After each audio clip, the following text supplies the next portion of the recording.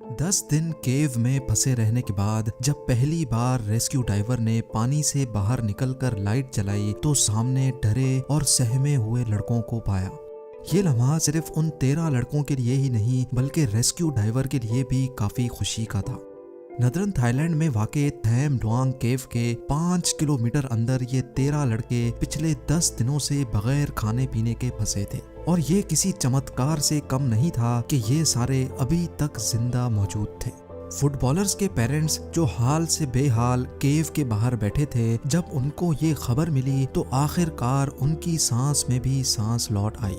TV, radio और internet के जरिए फुटबॉलर्स के जिंदा मिल जाने की खबर पूरी दुनिया में फैल चुकी थी।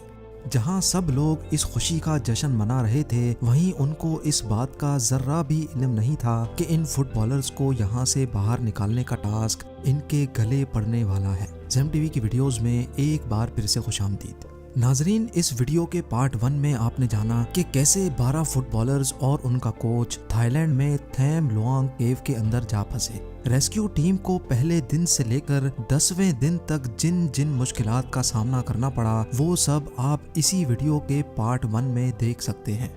लड़कों को आखिरकार ढूंढ तो लिया गया था, लेकिन बाहर बैठे एक्सपर्ट्स, डॉक्टर्स और रेस्क्यू टीम के लोगों का मानना था कि ये इस मिशन का सबसे आसान तरीन पार्ट था।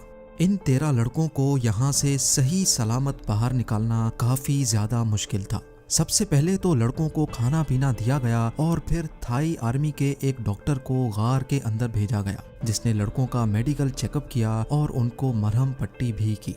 जब गार में पानी भर रहा था तो वो मंजर इनके लिए इतना खौफनाक था कि जान बचाने के लिए ये लोग गार में ऊंची जगह पर पनाह लेने के लिए भागे और इसी दौरान इनको कई चोटें भी लगी थी। फुटबॉलर्स अपने साथ जो खाना पानी लेकर गए थे वो तो अफरा तफरी के दौरान ही उनसे गिर गया था, लेकिन 10 दिनों तक उनकी जान बचाने में और किसी का नहीं बल्कि उनके कोच का हाथ था। बेशक उनके आसपास पानी तो बहुत था, लेकिन वो पानी पीने के काबिल नहीं था। इसी वजह से उनके कोच ने उनको ट्रिक बताई कि जो पानी गार के पत्थरों से डायरेक्ट टपक रहा है वो बिल्कुल साफ सुथरा है। लिहाजा सभी ने कोच की बात मानते हुए 10 दिनों तक वही पानी पीकर गुजारा किया। लड़कों को रिलैक्स रखने के लिए कोच रोजाना इनसे मेडिटेशन करवाता था ताकि उल्टे सीधे ख्यालात की वजह से इनकी दिमागी और जिस्मानी सेहत पर कोई असर ना पड़े। दूसरी तरफ केव के बाहर अब सबकी नजरें अथॉरिटीज पर जमी थीं, जिनको लड़कों को यहाँ से बाहर निकालने का प्लान बताना था। लेकिन प्लान तो वो तब बताएंगे जब कोई प्लान फाइनल हो पाएगा। फंसे हुए फुटबॉलर्स 11 से 16 सालों के लड़के थे और ये इनके लिए किसी भी सूरत में पॉसिबल नहीं था कि वो प्रोफेशनल डाइवर्स की तरह अंडर वाटर स्विमिंग करके गार से बाहर निकल सकें। इसी वजह से कोई ऐसा प्लान बनाना था जिससे इन लड़कों को सही सलामत गार से बाहर निकाला जा सके।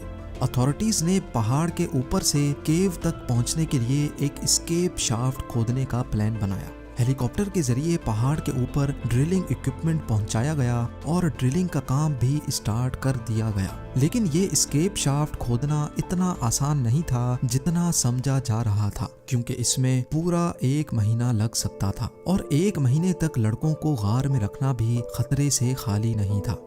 अभी ये मामला चल ही रहा था कि दूसरी तरफ गार के अंदर एक और मसला खड़ा हो गया। जी हाँ, क्योंकि केव के जिस हिस्से में फुटबॉलर्स पिछले 10 दिनों से मौजूद थे वो इंतहाई तंग जगह थी और उसकी दोनों साइडें पानी से ब्लॉक हो रखी थी। इसी वजह से वहाँ ऑक्सीजन की कमी नोटिस की गई। नॉर्मली हमारी फिजा में 21% ऑक्सीजन होता है, जबकि गार में ऑक्सीजन लेवल 15% तक गिर चुका था। डॉक्टर्स का कहना था कि 15% ऑक्सीजन बहुत कम है और इसकी वजह से इंसानी जिस्म में काफी वीकनेस आ जाती है। अगर ये लेवल 2% मजीद गिरा तो एक एक करके ये लड़के जान की बाजी हारते जाएंगे।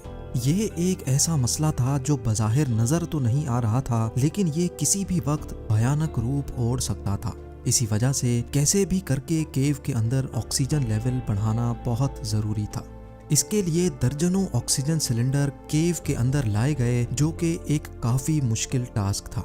इस काम को अंजाम देने के लिए थाई नेवी के रेस्क्यू वर्कर्स एक एक करके ऑक्सीजन सिलेंडर केव के अंदर ले जाते थे और पानी के अंदर से होते हुए सिलेंडर्स उस जगह तक पहुंचाए गए जहां पर फंसे हुए फुटबॉलर्स मौजूद थे।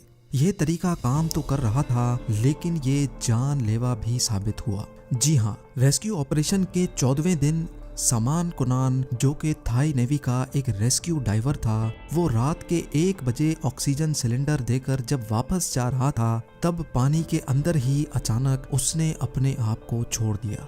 समान के साथी ने जब ये देखा तो वो फौरन उसको खींचता हुआ चैम्बर 3 तक लेके गया, जहां ये नोटिस किया गया कि ये सांस नहीं ले रहा है। उसको एम्बुलेंस में हॉस्पिटल भी रवाना किया गया, लेकिन तब तक बहुत देर हो चुकी थी। 13 लड़कों को बचाते बचाते समान कुनान जान की बाजी हार बैठा था। ये खबर मिलते ही पूरी रेस्क्यू टीम में एक दुख की लहर दौड़ गई थी। जहां सबको इस हादसे का अफसोस था, वहीं ये अंदर फंसे लड़कों के लिए एक खतरे की घंटी भी थी। वक्त गुजरता जा रहा था और अथॉरिटीज पर रेस्क्यू का प्रेशर भी बढ़ता दिखाई देने लगा। ये प्लान किया गया कि मॉनसून की बारिशों के खत्म होने तक लड़कों को गार के अंदर ही रखा जाए, लेकिन इसका मतलब था कि आने वाले 2 महीने 13 के 13 लड़के अंदर ही फंसे रहेंगे। मगर ये फैसला इनको आखिरकार बदलना ही पड़ा, क्योंकि एक और खतरे की घंटी बज चुकी थी। थाई मिलिट्री को जो वेदर फोरकास्ट रिसीव हुई, उसको देखकर सारी रेस्क्यू टीम को जैसे सांप ही सूंघ गया था।